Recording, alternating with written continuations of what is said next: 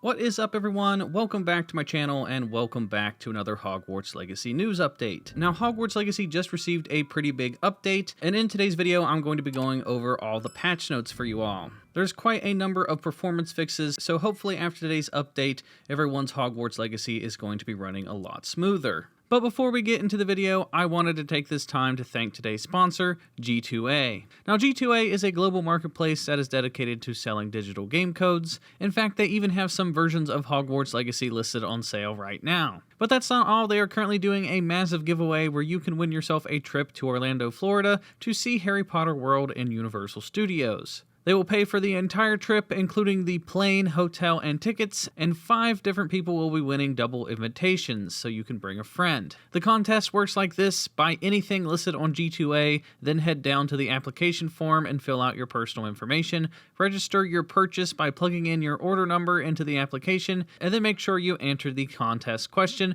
which is if you could create your own spell, name it, and what would it do. Then all you have to do after that is wait to see if you've won. 1 order equals 1 application. So if you make multiple purchases, then you get multiple chances to win. So check out G2A if you'd like the chance to win a trip to Harry Potter World, and big thanks to G2A for sponsoring today's video. So jumping right into things, first up we have Chandler Wood, the community manager for Hogwarts Legacy. He says Xbox Series X and PC Hogwarts Legacy players expect a patch today to fix some bugs in performance. Unfortunately, the PS5 patch needs to be pushed by a few days. This includes the fix for the Collector's Edition trophy. We're targeting later this week. Thanks for your patience. So unfortunately, if you're playing on PS5, you will not be getting this update today. But definitely keep an eye out, and I will be sure to give you guys an update once that goes live. So jumping right into things, we have the developer note. It says this patch addresses overall gameplay performance, stability, as well as online connection and improvements. So getting into the nitty-gritty, we have bug fixes, we have general online fixes. They fix issues with attachment data being properly pushed to the Wizarding World portal after linking, and then we have some gameplay fixes. The owl mail, they fixed an issue where the mail wasn't properly triggering the sequential missions. Now, I actually had this glitch happen to me where I opened up an owl letter and I didn't get a mission from it,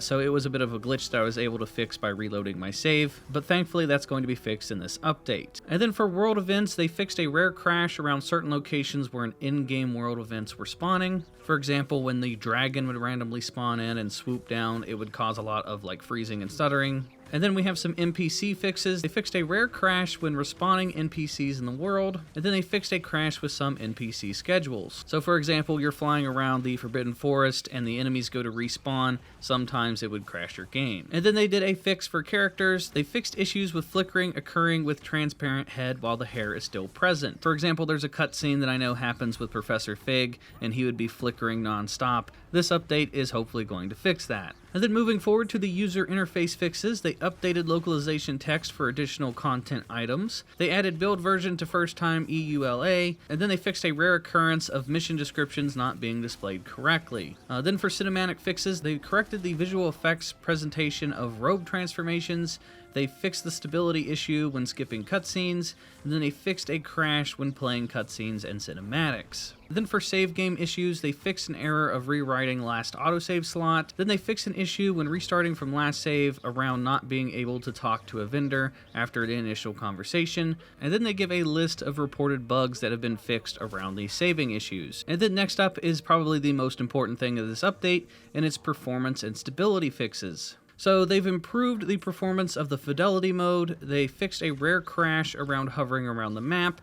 They fixed issues with wind causing distortion and stretching of world assets. They fixed a rare occurrence with material swapping. They fixed a rare crash with map asset state. They fixed a rare crash occurring with in-game world events. And then they fixed a memory leak with the global lighting system. And then going on to individual console fixes, for the Xbox Series X, they have performance and stability. They improved crash collection to help chase rare crashes. And then for PC on Steam and the Epic Games Store, for cinematics, they fixed audio issues missing or not properly playing. For controllers, the Switch Pro controller support got an update to make it actually work. And then for upscales, they enabled the frame generation while DLSS is disabled. And then anti-aliasing and screen resolution settings disabled when DLSS and not super resolution. Then for ray tracing, they fixed an issue with RTAO looking worse than SSAO. Then they adjusted the default settings to medium quality. Then performance and stability for PC, the shader type compilation optimization compilation, the shader compilation performance updates and functionality enhancements, fixed a crash affecting the text-to-speech usability,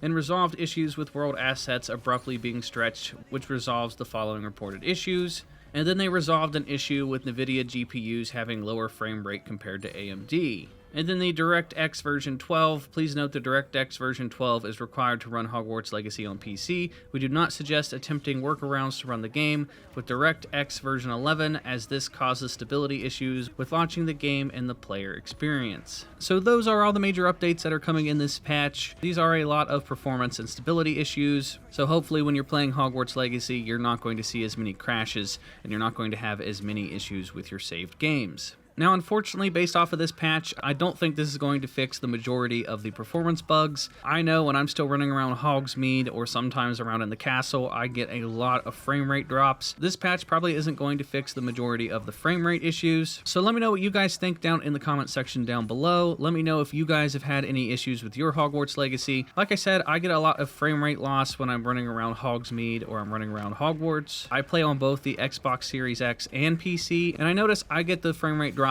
on both Xbox and PC. So let me know what you guys think down in the comment section down below. If you guys are new here, hit that subscribe button and hit the bell for notifications. That way you guys don't miss out on any news regarding Hogwarts Legacy. And that is going to do it for me, everyone. And I will talk to you all in the next video.